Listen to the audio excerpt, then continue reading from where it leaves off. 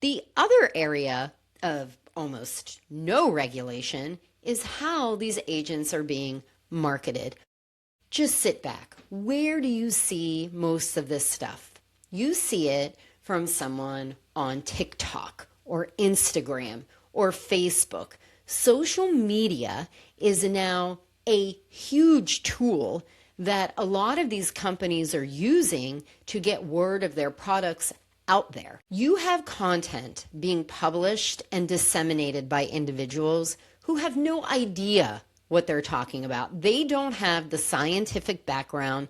They don't have any medical training. Most of them have no idea about nutrition. And I'm not necessarily saying like you have to go and you have to get a degree.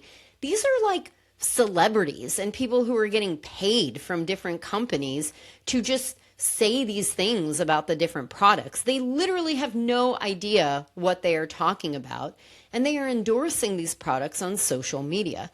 Well, the fact is, if you see the same thing over and over and over again, you're eventually going to start to believe it. That's just something that we do as humans. It's not because there's something wrong with us. And marketing companies know that. So this is basically the perfect storm. You can use this unregulated marketing modality of social media, put all the stuff out on that platform, and push a bunch of supplements where they are not required to demonstrate any safety. It's on the FDA to show that it's unsafe. It's like, sure, why wouldn't somebody do this? They're going to make a ton of money. Welcome to No Filter Doctor, where we cut through the health hype, dig into what's real, what's backed by evidence, and what works. I'm your host, Dr. AK. Let's get into it. Hey, everyone. Welcome back. This week, we're talking about part 2 of Parasites. And I promise we're not going to get into the gory microbiology details that we talked about last week. But remember, it's important that you started with that foundation before we get into the things that we're going to talk about today, which is specifically the actual parasite cleanses. What are in them? What do they do? What's the evidence? What are some of the differences in terminology? Now that you have that foundation, you are going to follow along quite smoothly with everything that we have to talk about today. One of the first things is terminology.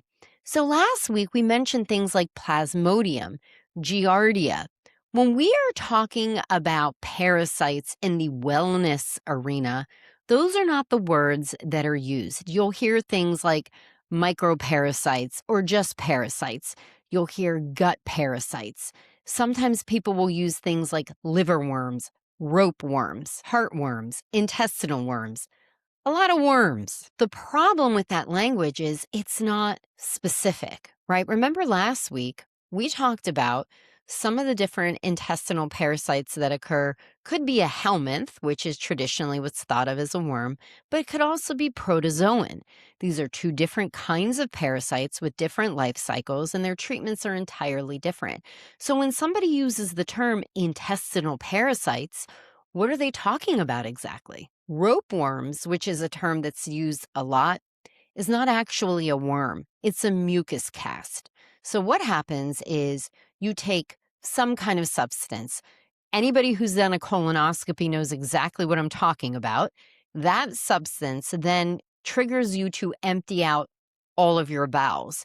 So not only will you completely clean out your bowels, but in some cases, the mucus that lines your bowels will also come out. And that mucus, it's been there for a while, so it kind of congeals to form these things called mucus casts. Those casts come out, people look in the toilet and they're like, oh my gosh, I have worms. They're not worms, it's mucus. And one of the major problems with calling those mucus casts rope worms is now it contributes to that availability and confirmation bias, right?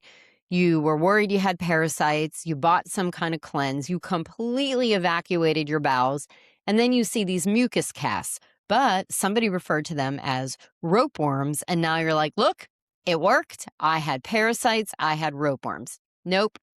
You had mucus casts, which are completely normal, and you paid a lot of money for a bowel prep. When you use vague language like that, it helps make those cleanses sound so convincing. The other technique that's used to make these cleanses sound very convincing are the symptoms. Remember, last week we talked about very specific symptoms. That is not the case at all when we look at the wellness influencer world of parasites. You're going to get things like bloating, sugar cravings, sweats, fatigue, bad breath, hair thinning, palpitations. The list goes on. It is nearly impossible not to identify with one of those complaints. They are so broad and so encompassing that I think anybody could hear that long list and be like, that's me. I totally have that. I must have a parasite. And the other problem is a lot of those complaints are things that many of us have gone to our doctor to talk about. And oftentimes it gets kind of ignored or brushed off, or we don't feel heard. And so that gap in the care that we get from our traditional doctors, and now this door opening saying, well, all those complaints that were ignored and your doctor didn't listen to, that's from a parasite. Come take this supplement or this preparation and you're going to feel a lot better. So it's really taking advantage of this gap in care.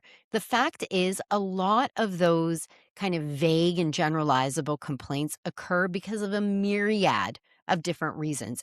It could be something medical, it could be something lifestyle related. I had a patient that felt terrible and she had undiagnosed sleep apnea. We figured that out in my office. So there could be something going on. And when we feel ignored, then we kind of get pushed into, I don't want to say a corner, but pushed down another path where we're so desperate to look at other treatments and other options to feel better that we go down this parasite cleanse route. Another problem with the whole parasite talk in the wellness world are mechanisms. People are presenting these different mechanisms of parasites that actually don't exist. And I use that example when I was talking about my one friend. She was approached by someone who I think is a naturopath. I'm not entirely sure who the person is. But this guy told her that the reason she's diabetic is because she has parasites that are living in her liver. I think he said worms specifically, and they are eating the insulin that she makes. Let me be very, very clear. This is not a thing. There are no liver worms that eat the insulin that you make. My friend is a diabetic because she has type 1 diabetes and her pancreas doesn't even make insulin.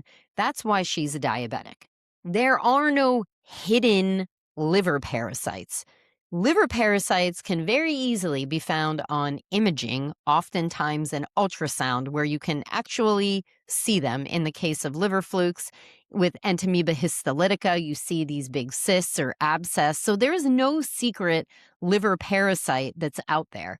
And the other issue with that is when we are talking about something like diabetes, this is a very well-defined disease state with identified mechanisms. We know what is causing the issue. It's either the pancreas isn't producing insulin or the body is now resistant to insulin. And there are different causes for those etiologies. So to take a very well understood disease process and then throw on top of that some mechanism of how a parasite might be causing it, it's just wrong.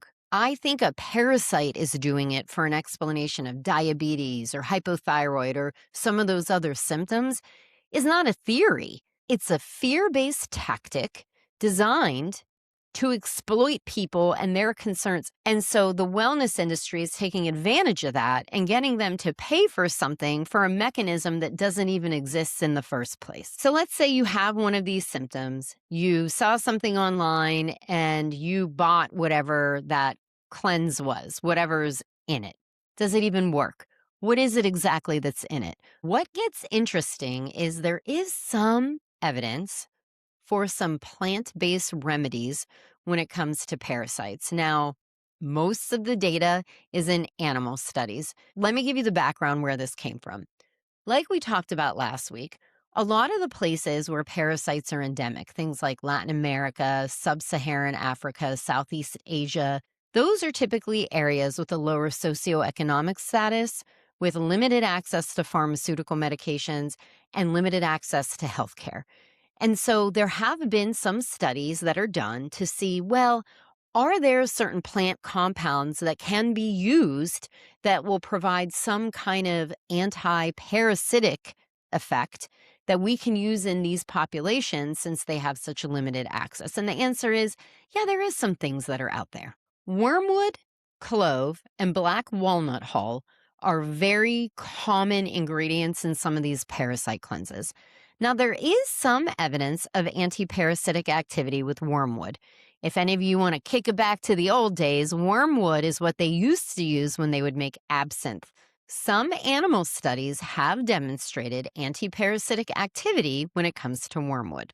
Clove has also demonstrated some anti-parasitic activity in animal studies.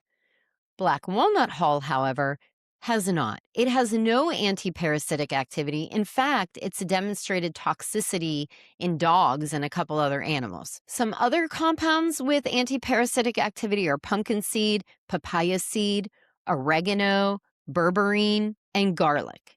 In 2023, there was a systematic review meta-analysis that looked at all of these studies looking at some of these other agents and compounds and their anti-parasitic activity.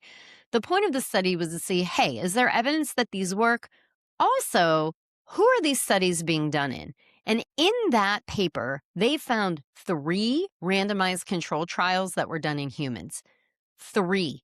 That is it. We know, based on other data, that you can't make a leap from animal study and then jump directly to humans. In fact, we talked about this before when we were talking about peptides and some of the other steps that pharmaceutical companies have to go through in order to get FDA approval.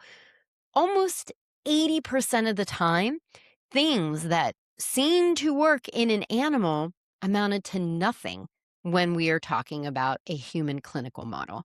And so the same applies here. We can't just take a leap that because some of these things may have shown anti-parasitic activity in animals, that they're going to work in humans, especially when we have data such as metronidazole has a cure rate of like 80 to 85% in Giardia.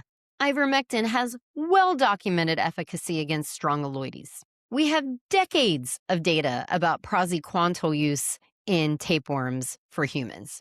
Beyond that, some of these ingredients that are in these parasite cleanses are actually toxic. There's a reason why they don't make absinthe with wormwood anymore. Wormwood contains a compound called thujone. We know that that can be neurotoxic. Back in the day when people were guzzling absinthe, yeah, they would have these like trippy experiences, but then some of them would have seizures and go into a coma and die. Clove oil contains a compound called eugenol. Well, we happen to know at high doses that can cause a liver toxicity, and it can actually cause death in the setting of a pediatric accidental ingestion. These supplemental products are not harmless. There was a paper that came out in the New England Journal, I think it was like 2015, and they were looking at people who use supplements and what was the incidence of harm. In that paper, they identified that about 23,000 emergency department visits and 2,000 hospital admissions were due to taking some of these different supplements that then ended up causing a toxicity or some other kind of harm. The other thing that I absolutely cannot stop talking about is the fact that in these supplements, there's all kinds of other stuff. It is not regulated, my friends. First of all, it might not even have in it what it says it has in it. That's 1. 2, there might be bacterial contaminants. 3, there might be other undeclared substances in there. I mean, there could be a little sprinkle of a medication or some other compound in there. There's also heavy metal contamination in a lot of these different supplements. So it kind of blows my mind a little bit. I understand people being anti-big pharma. I'm not a big pharma girl. I'm really not. I like that they're regulated. But we cannot turn our backs to big pharma because we don't agree with some of the other things they do. And I admit it, they do some pretty awful things, shameful, in my opinion. But their methodology and the way that they come up with these drugs is reliable. It is tested. We have safety data and evidence. We don't have contaminants with heavy metals and other substances being in them that are not declared. That would be illegal. The pharmaceutical company would have to pay so much money for doing anything like that. And they're just not going to do that because they are worried about their profit and their bottom line. So it does not make any sense to me to go from these vague symptoms and feeling unwell and then risking buying these overpriced supplements, which probably don't work in most humans in most cases and can actually be harmful. I have a really hard time understanding that. Even through the mistrust with the health system and pharmaceuticals and all of the stuff that I acknowledge is out there, I have a hard time going this route. A lot of times people will say, oh, it's natural. Natural is not defined. You can look this up. You can Google this. What is the definition, the medical definition or medication related definition of natural? It's not identified. It's also not identified when it comes to foods. There is no definition for that. There's definitions for organic. There's definitions for gluten-free. Those things have definitions. Natural doesn't have a definition. And like we talked about with supplements before, natural does not mean it's safe. Foxglove is very natural. If you chew on it, your heart will stop. You know what else foxglove is used for? To make digoxin, which is a cardiac pharmaceutical, which you can also overdose on where your heart will stop. So this whole area of mistrust, but then turning to something that's unregulated and doesn't make sense, I admit I totally have a hard time understanding it and getting it. And I guess the other thing that really bothers me is that there is such a huge financial incentive to spread this misinformation. This whole global parasite cleanse supplement industry was estimated between 1.2 billion and 1.9 billion dollars in 2024. That is a lot of money for compounds that probably don't work in most cases. Well, when it comes to black walnut hull, we know it doesn't work. That can then also be toxic. Lots of money, not approved mechanism of efficacy, toxicity. That's a bad combo. And all of this is happening under this really, really poorly regulated umbrella. In 1994, the vitamin industry won big. The Dietary Supplement Health Education Act came out. And in that, all of these supplements and vitamins fell under a category of food, which meant that the manufacturers didn't have to prove that they did anything that was being said. They're not drugs. There's no regulation for that. Now, the FDA can come in and pull something off the market if there is some kind of demonstrated harm, but that burden of proof falls on the FDA, not the manufacturer of the supplement. So basically, the FDA has to prove it's unsafe. The manufacturer doesn't have to prove that it is safe. Does not make sense at all. The other area of almost no regulation is how these agents are being marketed. Just sit back. Where do you see most of this stuff? You see it from someone on TikTok or Instagram or Facebook.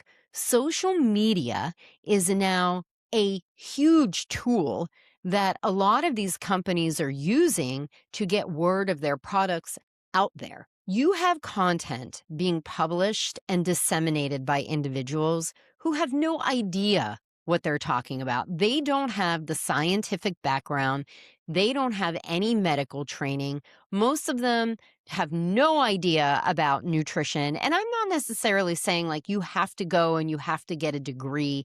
These are like celebrities and people who are getting paid from different companies to just say these things about the different products. They literally have no idea what they are talking about, and they are endorsing these products on social media.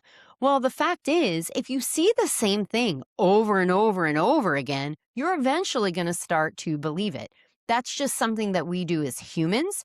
It's not because there's something wrong with us. And marketing companies know that. So this is basically the perfect storm.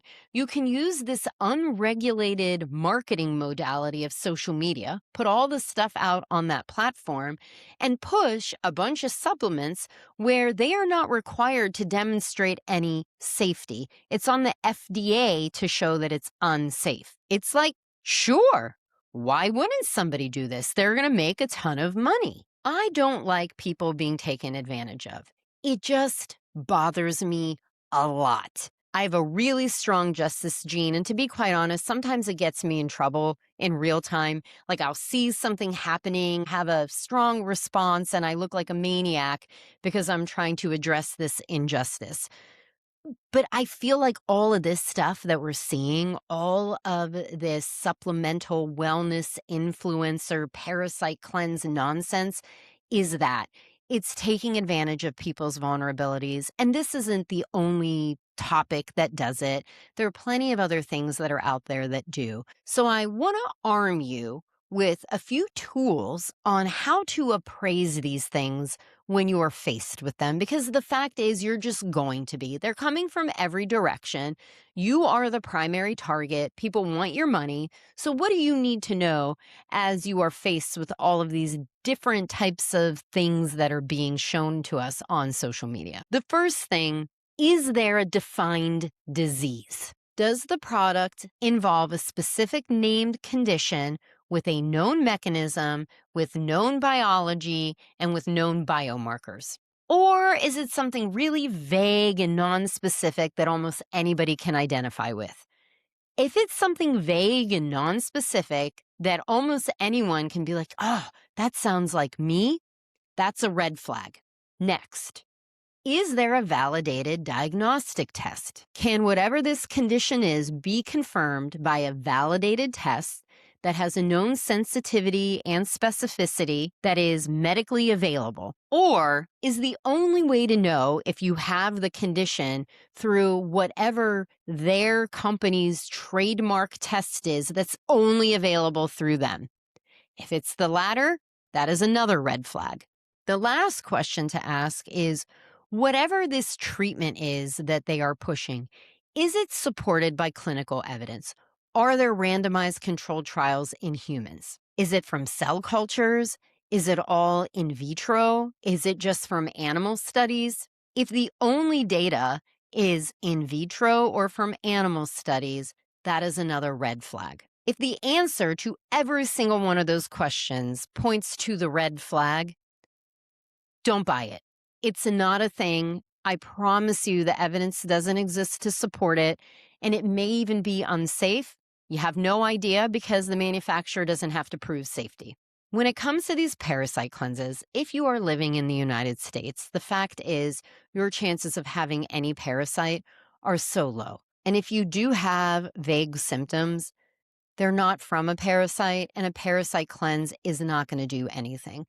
One of the things that I think is really important, now I don't have the exact study to cite, but I can tell you there's a researcher, her name is Aaliyah Crum, and she's based out of Stanford. She has done a lot of work in mindset interventions and has really established how good placebo is. It can demonstrate a change of like 30%. That is a lot. The fact that placebo can influence an outcome by 30% should tell you that, yeah, there's going to be plenty of people who are going to take these parasite cleanses, and probably about 30% of them are going to feel incredible and think that the parasite cleanse worked. There's no way to say that that's not from placebo. We just don't have that data because none of these cleanses have gone under that rigorous amount of testing that we need to prove. If you're having vague symptoms, you should see a health professional. And I'm sorry. I am genuinely sorry that the way the system is set up, is patients don't have enough time to really talk about these issues with their doctors. But I promise you the doctors are out there, and I promise you the doctors are doing their best that they can. You don't have to tap into these cleanses. Some of them might be toxic. Some of them are outrageously expensive. Some of the testing that these companies offer with them are absolute nonsense and mean nothing. If there was no harm, I honestly wouldn't care. We talked about this with alkaline water, right? Alkaline water probably doesn't do anything except make people drink more water. So that's a good thing, right? You're hydrated, but it doesn't really cause any harm. It doesn't hurt you. So it's like if you want to go drink alkaline water because that makes you feel better, do it. These supplements, that's a different story. There can be some harm here. We don't need neurotoxicity. We don't need liver toxicity. We don't need accidental pediatric ingestions that have very poor outcomes. We don't need any of that. So I'm going to be really honest with all of you. I don't have all the answers. I wish I did. I wish that I could fix our entire healthcare system in this country and make it be in such a way that people don't have to resort to these other online infomercials to buy potentially toxic substances. And the system is that broken that physicians are leaving the system in droves too. I know that all of these things exist, but I implore you to please approach all of these things with caution. Go through those 3 questions. And as always, if you have any questions about anything, if there's any topics you want to talk about, any concerns that you want addressed, I will do my best to address them for you. Obviously, I'm not your doctor.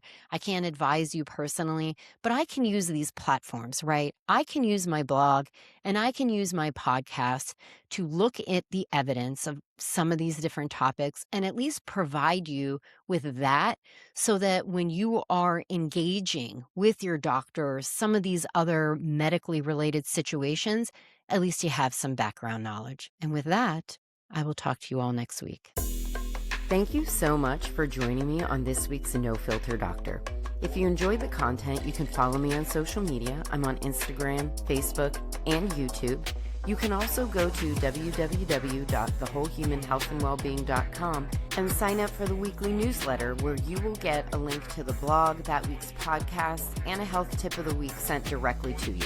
It's important to know that while I am a doctor, I'm not your doctor. This podcast is for educational and informational purposes only, and it's not intended as medical advice. Listening to this podcast does not establish a doctor-patient relationship. The information discussed should not be used to diagnose, treat, or prevent any medical condition, nor should it replace individualized medical care. If you have questions or concerns about your health, please contact your own healthcare provider. Any decisions to delay or forego a medical evaluation or treatment based on the information discussed in this podcast are made so at your own risk. My only financial disclosure is my medical practice, The Whole Human Health and Wellbeing. Take care, and I'll talk to you next week.